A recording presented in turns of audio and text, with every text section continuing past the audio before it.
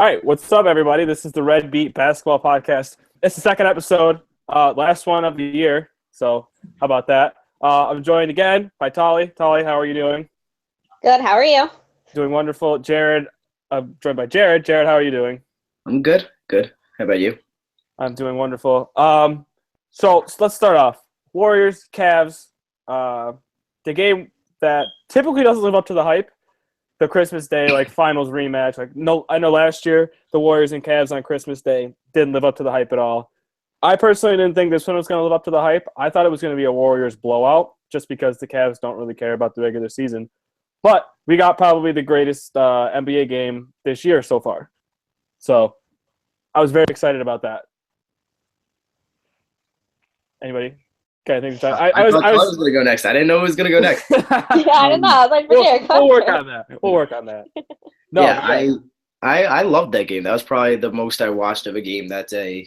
Obviously, because of the Christmas festivity. I'm Jewish, but my own family's Christmas festivities. I only watched pretty much that and the Clippers-Lakers game. I know we were discussing it before the show started, but favorite moment of the entire game, I think, other than Richard Jefferson showing that he may not actually be 36. Yeah, there's got to be some there's no way that a cup wasn't at his locker afterwards and was like, you need to pee in this. We need to get a little drug testing in you, Richard. Yeah, but no, I also loved people after the game whining and complaining all about LeBron should have gotten a technical for hanging on the rim and KD getting fouled on the last play. I mean, I don't care about any of that. I love seeing the Warriors fans' tears streaming down their face. I myself proclaimed Steph Curry hater. Yep. Everything about the Warriors I dislike, so I was so happy with the outcome of the game. And I had the under, which hit by a point. Oh, that was fun. Yeah. That's why KD fell, because he had the under too. Exactly. Definitely excited. It looks like it's going to be a good series. Merry Christmas to us. That was great. Definitely lived up to the hype. I think it kind of looked like championship out there. The Cavs, when they won, it looked like they won the finals all over again. There was so much passion and dedication in that game. And we couldn't have asked for a better game on that day. Look at in the first quarter, Green's emotion, 2 fouls early and the technical right off the bat. That just shows how much emotion since tip-off was into that game. As a basketball fan, you can't ask for more.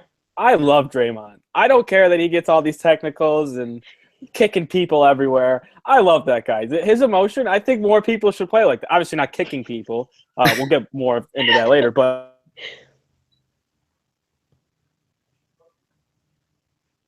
Where'd you go? What happened?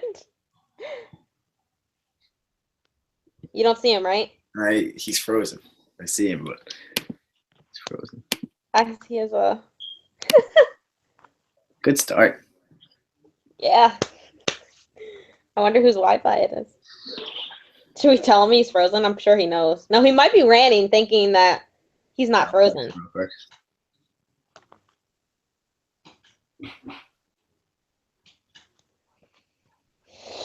Am I good now? There you go. We didn't hear anything that you just said. Okay, no, I love Draymond. I love the flex after the and ones. Love all of that stuff. Love the way he's always up in people's faces, yelling and screaming, yelling at the refs all the time. I can deal without, but just love the emotion that he plays with. I need more of it. I need more of it for more players. Mm-hmm. Everyone controls emotions in different ways, though. I don't necessarily think everyone should play with that. I'm sure everyone plays with that kind of emotion. He just has a very unique way of expressing it. Yes, I enjoy it. I know Jared's a big fan of that too. What am I a big fan of? Draymond Green and his emotions and the way he expresses it. When I say I hate everything about the Warriors, I really do. I don't like KD anymore. One of my brother's favorite players is KD. He also loves Steph, so I think he's rooting for them to play well because they're a fun team to watch. No one's going to deny that, but right. He obviously took a lot of heat for the move. We all know that. So I don't love anything about that team, but if there's one thing I like, it would probably be, other than we all love JaVale McGee just because he acts like a kid running around there with those guys.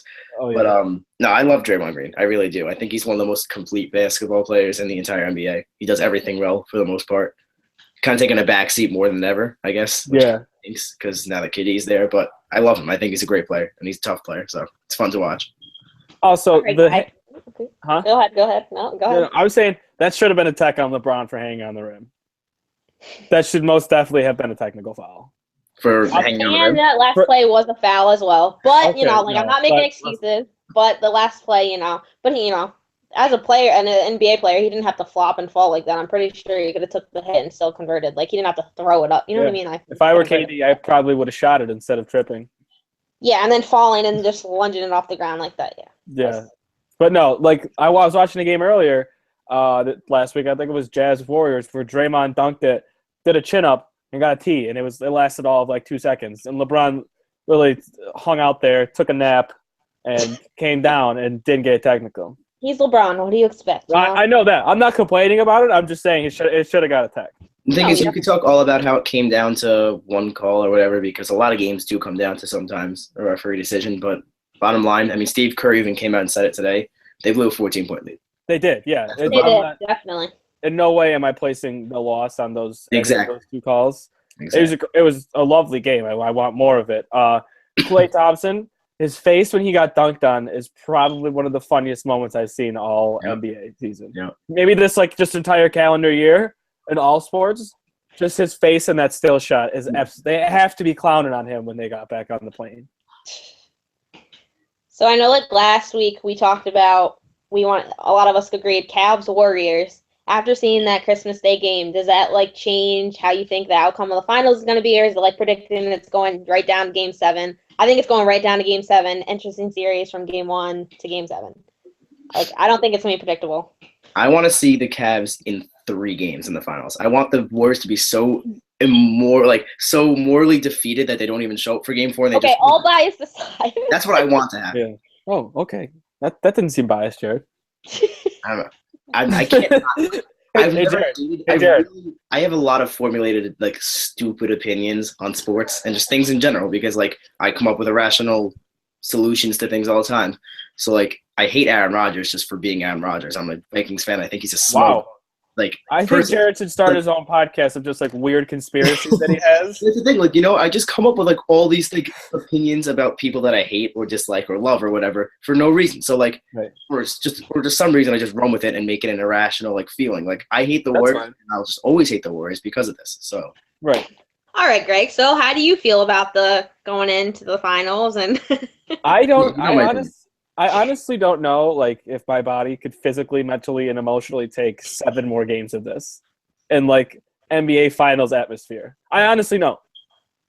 I feel like I would just, like, explode, like, in the middle of Game 3 if it was like this. I wouldn't be able to take it. I honestly hope it's like this. Like, you can't ask for more. The season to go all the way down to Game 7, not knowing who it is, like, that's the best feeling. You got to admit, like, that is a great feeling. No, yeah, it would be everything and more that I've asked for. I just physically don't know, like, if this could handle 7 games of that. It would be incredible. From a basketball standpoint, you definitely want to see 7 more games of that. Well, the finals last year were. I want to see like 50 more games of that. Yeah, the rest of the NBA season, I just want an 82 schedule. Yeah, Cavs Warriors. The NBA could have got better ratings if they just would have replayed Cavs Warriors on like ESPN the rest of the night instead of like playing the other 3 games. Just replay Cavs Warriors. Just say, technical difficulties. We're going to replay instead of like Cavs replaying Warriors. Sports Center like 7 times in a row, like they have nothing else. Just replay Game 7 from the finals last year. Just literally just scatter the finals games throughout and just be like, technical difficulties, my bad. And then okay, that's fine. They should have took the Bulls. Both Spurs could have definitely got off the air, and they could have definitely replayed that Cavs. Yeah. I did not watch a second of that game. Me neither. Who in their right mind is sitting down? Like, that's a terrible time slot, too, like 5:30. Exactly. Yeah, it was bad. You know why I was there, guys? You know why I was there? Because you're a devoted fan. Yeah, that's fine.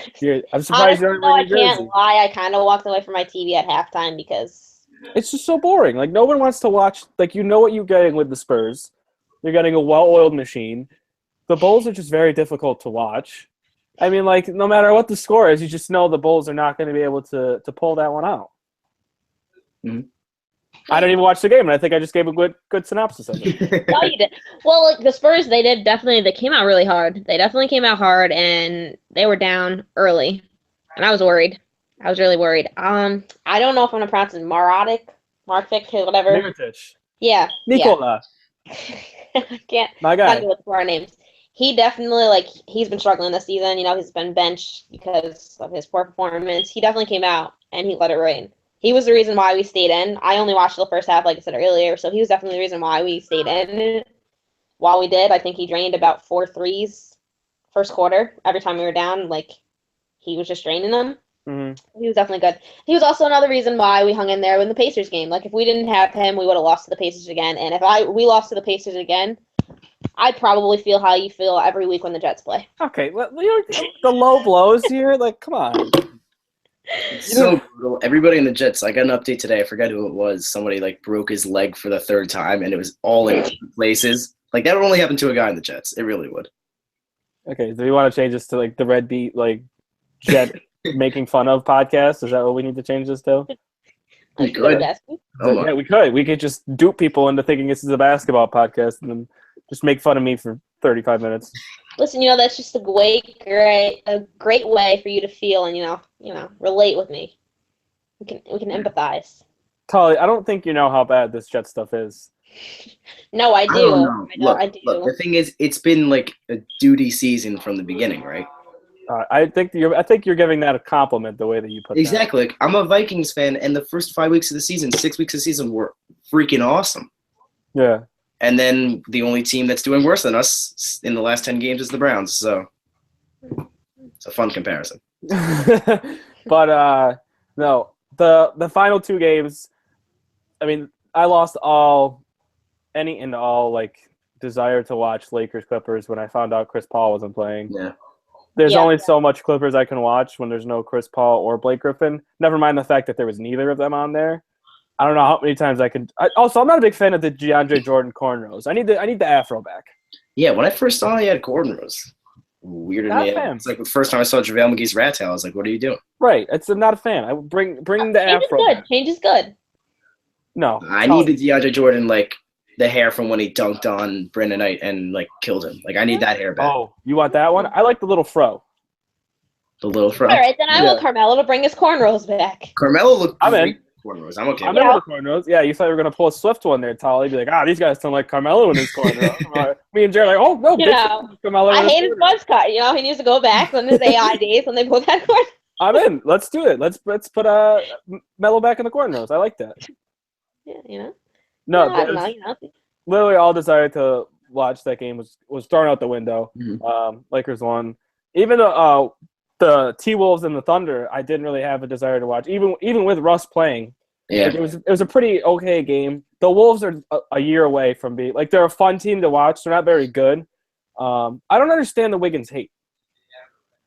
The Wiggins hate? I see a lot on my timeline. I see a lot of Wiggins hate as if they are expecting him to be this alpha male and this top 5, top 10 NBA player right now. But he's not, and I need to realize that.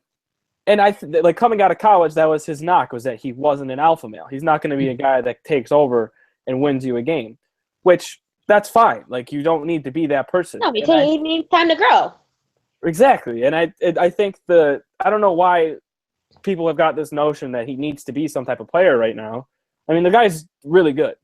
His athleticism outside is crazy. His outside shot's gotten a little better. Obviously, there's things he needs to improve on, but I don't understand why they hate that he's not a top 15, top 10 player is even there. It's because he's, I guess, the number 1 overall pick. I get that too. He has high expectations. What was that? I said he has high expectations. I mean, as a sports fan, you want to see him do the best. Right. But I guess from a coaching standpoint, we see like the potential, and we need the players to grow and everything. Right. So I guess that's where we see it too. I guess it's a different aspect. I can't remember the last time we saw a team kind of like this, Will's team, that had like 5, I should say really 4 young studs just all thrown into a lineup where like Towns is basically a star of the team, but like you have a bunch of young talent that's rising with him. Like you don't know what kind of ego these guys really have. Like if Kobe was on a team with superstars, the Kobe team would be dominated by his ego. You don't really have any big egos here. You just have 4 really young, good guys right now. Yeah. Fundamentally sound basketball players. So it'll be interesting where they go. And like you said, good players. Like none of them seem like the Kobe. Chris Dunn into the equation in a couple of years. Right. Yeah. Leaves. I love Chris Dunn. I need Rubio out of there. Mm-hmm. I need Rubio out of there now. Scary good. I think it's a year away too. Team's scary. Yeah. Them and the Nuggets. Those are the 2 teams that in a year or 2 I'm big on the Nuggets. Don't you laugh at me, Talia. I saw a little smirk there. Don't you laugh on me. I'm big on the Nuggets. I like the Nuggets. Yeah, you're the underdog. What do you have against the Nuggets? I have nothing against Nuggets. I just think it's funny. Nah, there was there were two teams coming into the season that I thought people were like mistakenly high on. Nuggets, I guess I was wrong about. The Nuggets are pretty they're decent. They're not gonna do anything right now. They're My not Nuggets. great yet, but they're not as bad, nearly as bad as I honestly thought they would be. But the Mavs, people were talking about the Mavs coming into the season like they were some powerhouse because they got Dirk back for another year. They signed Harrison Barnes to a huge contract. They got veteran presence of like Barea and Williams at the guards. That team is trash. Yeah. That team- I didn't expect them to be insanely good, but on the flip side, I don't think any of us expected them to be this bad. Don't want to be the one that like kind of says that. I Be thought that guy, because Jared. Be I that didn't, guy. like, I could see them being like I didn't think they were going to be the worst team in the league by any means. Right. But I could see them being down there with the Nets and the Lakers and the Sixers. I could see that. It doesn't. I was actually pretty high on the Lakers. Not like high in the relative sense on the Lakers. Yeah, I saw that too. At the beginning of the season, they looked decent because it was without Kobe. They were a new look team. Right, and then they got the injuries, and then whatever. But I like the Lakers. I like this. Yeah. I love my. They have a couple years. They have a couple years. But it's going to be a quick turnaround for them, as opposed to some other teams that suffer. Well, you gotta think, like you said, Kobe. Kobe. How long was Kobe the star? And he was, the center of the Lakers. So it's going to take them a little bit of time to build. They have to actually build a program now, and now it doesn't revolve around one person. Even though his career wasn't the best at the past couple of years, but it still revolved around him. Kobe was the Lakers, so there's no Kobe now. They have to build the Lakers. Mm-hmm. Yeah, and they're pretty good, like a way into that. I mean, I like Russell. Love Randall. Randall's one of my favorite players in the league. I love the way he runs with like his little T-Rex arms. Big fan of that. Love that since Kentucky. I'm not a big fan of Jordan Clarkson for whatever reason. I like him a lot. Just not a fan. Swaggy P is also one of my favorite like fun players in the league. Okay, I thought you were gonna say I also don't like him. No. Trust. I'm a big Swaggy P fan. Yeah, he's the man. The way that he's just so cocky when he shoots, the guy just has fun. I think he's on my all fun team. But no, that was just I'm not. You couldn't pay me to watch Clippers Lakers at 10:30 at night with no Chris Paul, no Blake Griffin. Yeah. No, thank you. Absolutely. You couldn't pay me to watch another full game after watching that game. I was like satisfied, content. It was Christmas. I'll give you $10 to watch the Cavs Warriors next game. Boom, just paid you. Yeah, I'm there. No, you didn't have to pay me. I'm there. The thing is, like, I guess the best time slot for that game probably was the early game because you got people hanging around at home. I thought it was at like 4:30. When I found out it was 2, I was like, my goodness, thank you, basketball gods. There's no Merry Christmas to me. Yes. Best Christmas present. All right. So back to the tripping thing. My boy Grayson Allen got a little bit of hot water last week when he tripped the guy against Elon. Also, I don't know where Elon is, so I think this is blown out of proportion. Went psychotic. Jared, I'll let you speak on this, and then we'll just give our input on it. Jared, this is something. It's like his hate for the Warriors is here, and then his hate for like what he's about to say is like right there. I don't really know who would be highest on the pedestal of me hating because like I said many times, I just come to these irrational conclusions about people that I hate, and I can rant on this for like years. So literally, just cut me off when you're done hearing about it. We have like 5 minutes because Tali needs to go to Chipotle. Yeah, apparently that's better than. Listen, I have family in town, guys. Way to throw me out there, guys. No, it's fine. Nah, Grayson Allen. I don't even know where to begin because, as we spoke about before the show started, I hate Duke just being a UNC fan, just like you hate UNC being a Duke fan. So like this guy already has negative points on my list, and then he's just the next great white villain that Duke has. Like you got the long line of JJ Redick, Christian Laettner, and then it's Grayson Allen right up there with them. So as a Duke fan, I can honestly see why that would be a prideful thing because like I could easily see myself being like so proud of a guy like JJ Redick or Christian Laettner or Grayson Allen if I was a Duke fan. So I can absolutely get behind that, but I still hate him because I'm a UNC fan and I'm a normal person who isn't a Duke fan. So he's a piece of shit. So, whoa, oh. Sorry. All right, listen. No. Whoa. When the hate want to comes go out, there? that's fine. When the hate Okay. comes out, that's fine. We'll You just know, like leave Drake said earlier, players get stuck in the emotion. I was a basketball player. I was a hothead. You know, sometimes I get, that. players get under your Did you skin. kick people in places, Tali? No, I didn't get that bad. I was more of a fighter. I wasn't a kicker. Oh, you So, punched like, people. So, I turned Wow, from a that's- basketball player to a boxer real quick. Yeah. But Did like you ever said, run into the stands and just punch somebody? No, it was never stands. It was usually like the players, Oh, It was so you just players or ran the to bench. bench I and never punched people. exceeded outside of the players. I don't care what Oh, the fans have to Jeez, say. Tali. I never would have expected this from you. Yeah, it's the quiet ones you got to watch out for. So you were like the Draymond Green of like middle school girls basketball. More like high school, but yeah, and AAU. AAU Okay. was really where it got me going. AAU was pretty bad. It was like, Would you just it was really intense. would you flex on people when you got and ones? Because No, it depends on the setting. It depends on the setting. It I really would did. pay to see tape of you just getting in a chick's face, just flexing on her and screaming in her face on an and one. I would love that. No, I mean, he's Go ahead. not right for intentionally tripping someone. No. But I can understand where he's coming from as an emotional basketball player. I mean, it's just you have to learn how to contain that emotion. But I understand where he's coming from. I don't think I have that hatred that Jared has. Not standing up for him and justifying what he did was absolutely right. But I guess coming from a hothead basketball player, I understand those types of settings and I understand where he was. But I think he definitely needs to seek some help and learn how to control those emotions, especially if he wants to continue to the next level. Right. So I've been sitting with this for a little while, the whole Grayson Allen news. And honestly, it's made me like JJ Redick even more. JJ Redick. Yeah, like I love like how much people hate Grayson Allen, and then I just think back to like how bad people hated JJ Redick, and like that hate was 10 times worse than this hate because of the things like just I don't know if you would watch some of the games. Some of the things that they would chant and some of the signs that were held up, a lot worse than today. Mm-hmm. But could you just imagine like flip-flop? Put JJ Redick in today's times with like social media. Could you just imagine the things in his mentions, what they would be? That's true.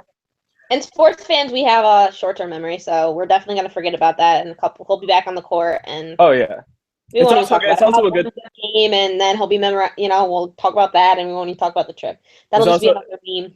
It's also a pretty good thing he got suspended because he's been playing terrible. So. Basketball they had to set a precedent, though. You know what I mean? They can't, Duke's program's on the line, and we know that as sport management majors, you had to stick up for your program, whether you wanted to do it or not. I'm sure they didn't want to suspend him, but like I said, they got to make him look good. It's a good thing. All right, so before we wrap up, favorite basketball moments of the year. This is our last podcast before 2017 hits. I figured I would get your guys' favorite basketball moment. College or NBA, or if you're a big high school person, you could name high school too. Start it off. What's your favorite one? Right. You got to start it off. High school moment? Oh, God. High school moment. No. High school? What? My favorite moment this year, it's probably chalk, but LeBron's block still gives me chills. It still does, because LeBron has done so much in his whole career, but it's all stat-wise. Like, Jordan's got a lot of signature plays. Magic's got signature plays. LeBron's never really had that signature play, something where you can just immediately point to and say, that's LeBron. Like, that is like the – And he's gone again.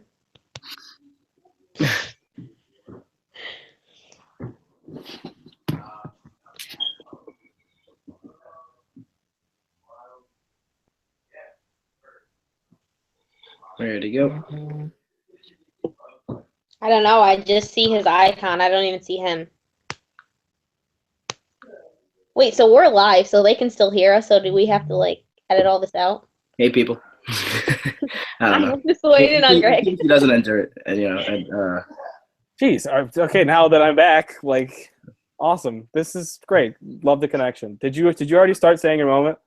No, we were waiting for you. We didn't hear yours. I know. Okay, my bad. I'll do it again. You left off next to LeBron, and then we were just like. Yeah. Did I say that the cover of his book? Did you hear that? No, we didn't. Oh, the whole part. No, that's just a defining moment of his career. The signature moment, I said, but no one could hear. If you were to write a book about LeBron's career, that's the picture that would be on the front. That would be the cover picture of it.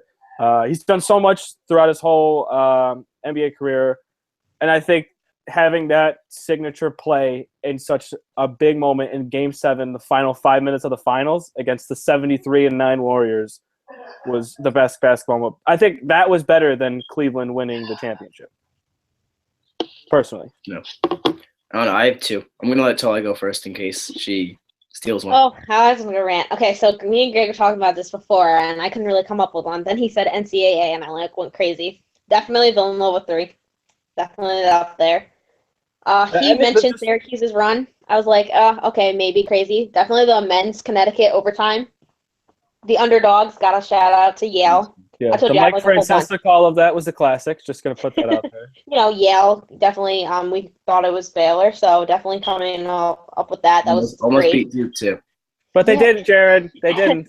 Yeah, that was great. And then definitely, like every year, the UConn women's tournament. It was nerds Gino against get nerds. his 11th ring was definitely probably my all-time. I'm a big Gino fan. So watching him get his ring and how happy he makes those girls, yeah. UConn's championship, like they do every year, definitely my top. You're a big Geno Smith fan? Yeah, I am. He's a great coach. He's phenomenal. He's phenomenal. He's great. Geno Smith? Geno Smith? Are you a big fan of Geno Smith? Okay, Jared. I'm still here. Did we not get an answer? Are you not a big fan of Geno Smith? Play the fifth. I don't think we're on the same page here. All right, no, we're not. Yeah. Okay, so great choice, Tali. Great choice. Wrap that all up. No, that is a good choice. UConn. For some reason, UConn women winning will never get old. I think, and you know why? I think it's because it's girls and they're so dominant. Yeah. Like, and how good they do. They don't just win off of, like, they're just so amazing. Like, how they win is just, like, an art. It's an art itself, like, how they win. It is. It's just so consistent. Although, I did love Syracuse's run in the women's. I thought that was more exciting than the men's. No, I was way more into the girls than the men's, which is not usual. Because I feel like it started off from, like, the first round. Because all the big names, all the underdogs took over. So it's kind of like, Jesus, like, what is this? It's a whole bunch of no-names in the freaking March Madness tournament, like. Yeah, the Syracuse women's run I thought was really, really fun, and I probably enjoyed that more than I did the men's one. Syracuse as a whole, though, the men's gave it a run too. Like, it was just a great year for Syracuse athletics. Yeah, trust me, I got to deal with it all around living in Syracuse. Oh yeah, I forgot. Yeah. See, I just went the aftermath because I work at the Dome, so I'm sure it was fun up there. Terrible. All right, Jared. So since you guys gave two, I'll let Jared go, then I'll just say my last one. I'd definitely say, there's a bunch, but I got narrowed down to two. I'd say Kobe's final game against the Jazz. That fourth quarter was out of this world. I was like, I've never been so excited to watch two mediocre teams that I don't care about.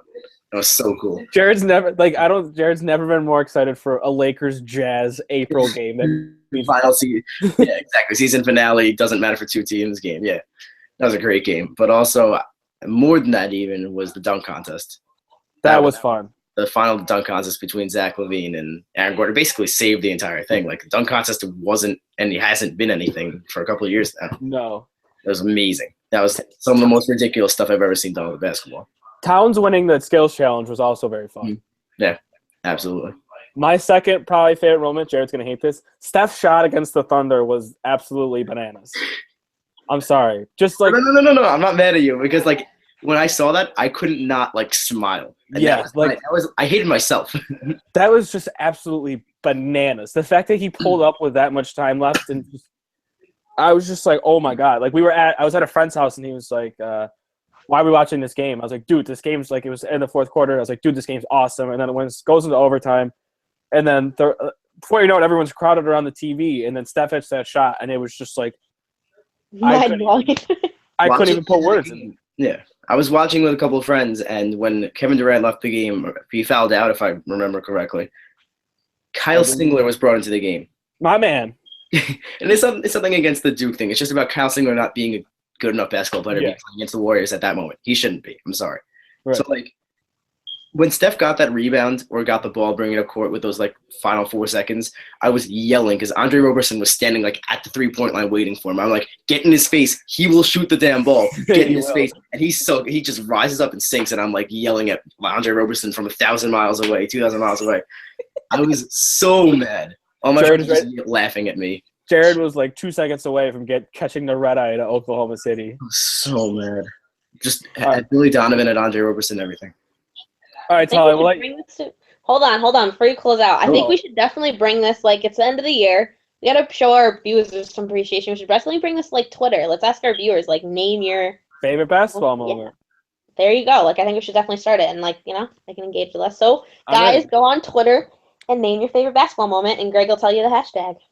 We're making a hashtag. Jesus, I don't think we were prepared for this. Yeah, Tali. Okay, Tali just like pioneers this, and you said you like it on the fly. You like to be thrown on the spot, so there you go. This entire thing was on the fly. I know. Does anybody have any notes? I don't. No, I'm sorry. It just came to my head when we were talking about it. I was like, let's hear our fans. Tali's so excited to eat Chipotle. She just threw me under the bus and said, "Here, do this campaign for the show." Listen, I have family in town. I'm sorry, Jared's Madden game. We were, 15 minutes late. Apparently, we're not good enough for Jared. I was busy beating the Lions in a very important divisional game. Okay. Okay, that's fine. As a guy, Tali. Oh, not. As long as you weren't, with Geno Smith and the Jets, it's fine. Oh, so you did get the joke? No, I did. But I'm really said, like, because you feel some type of way when we target them. No, because you said so it's totally fine. No, because you said Geno, and then me and Jared were like, you guys were like Geno Smith, and I was like, ha ha, really funny. See, but you didn't get the look. I guess guys, you never get the signals. Anyway. Okay. Offend you. I didn't know there was a signal. I know. I was silent. You guys thought I froze, maybe? I was silent. Yeah, a lot of work. Yeah. Okay, this is great. No.